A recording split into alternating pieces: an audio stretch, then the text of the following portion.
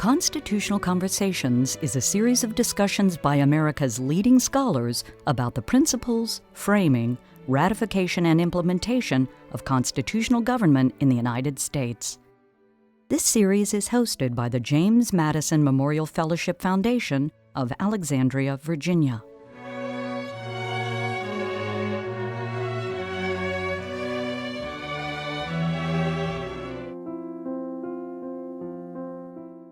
Perhaps the single most important question that came up in the Constitutional Convention was the question of representation.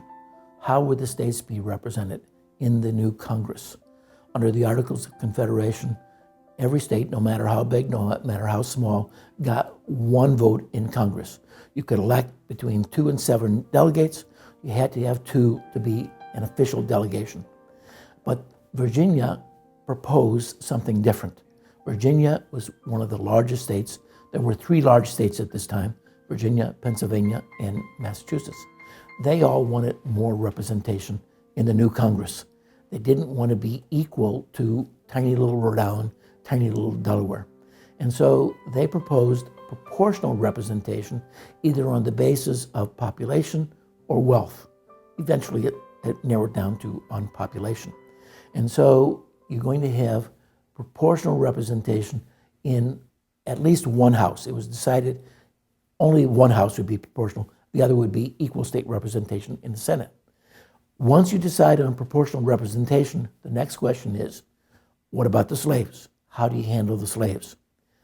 A similar question came up in 1777 when the Articles of Confederation was being drafted by Congress. And the issue there was not representation, but apportionment of taxation. How do you apportion the taxes among the states? And it was decided by population. How do you do that? How do you count slaves? And they couldn't agree. And so they decided instead of using population, they would use land valuation. And so that's what's in the Articles of Confederation. But as it turned out, it was impossible to get the states to submit appropriate land valuations. Whenever the states did submit land valuations, they always lowballed their valuation so they would be assessed lower taxes.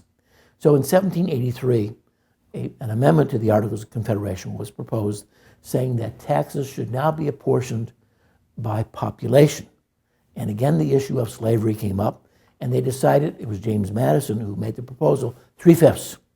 It was decided, it was recommended 5/5, 2/5, 50%. Madison suggested 60%, 3/5, and that was agreed upon. That amendment went out to the states. It was adopted by 11 states, not the 13 states that were required. But Congress had no other method to apportion taxes except population, because they had no proper land valuations. So they used that even though it was not officially adopted. So 3/5 became known as the federal ratio.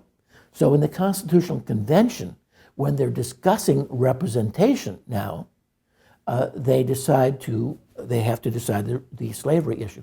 Now it's interesting to see back in 1783, when the issue is taxation, do you count slaves? The Northerners say slaves are people, they should be counted. Southerners who don't want their taxes raised say no, slaves are property, they should not be counted. Now the situation is reversed. In the Constitutional Convention, the Northern delegates say slaves should not be counted because they're property. The Southerners say, yes, slaves should be counted because they are people. And so it was, again, they said, let's go to the number we know, 3/5, the federal ratio, and we'll use that. So that's how the 3/5 clause got into the Constitution. In the ratification debate, you get disagreement over this. The Northerners are upset that 3/5 of the slaves are being counted. They think that's unfair, that will encourage slavery, and that more slaves will be imported so that there will be greater representation of the Southern states. The Southerners are, for the most part, happy with the 3/5. They would have liked 5/5. They would like slaves to be counted as full-fledged individuals, just as women and children are counted in the population for representation, even though they can't vote and they're not thought to be free political entities. and yet they're still counted. And so the South was satisfied with the 3/5 clause, although they would have liked more. And so in the ratification debate, I would say that the northern states, the Federalists, their argument was we had to compromise. We had to give the South something.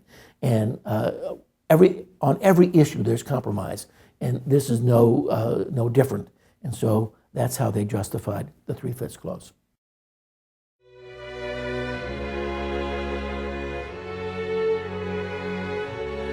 Constitutional Conversations is made possible by a generous grant from the Fairleigh S. Dickinson Jr. Foundation.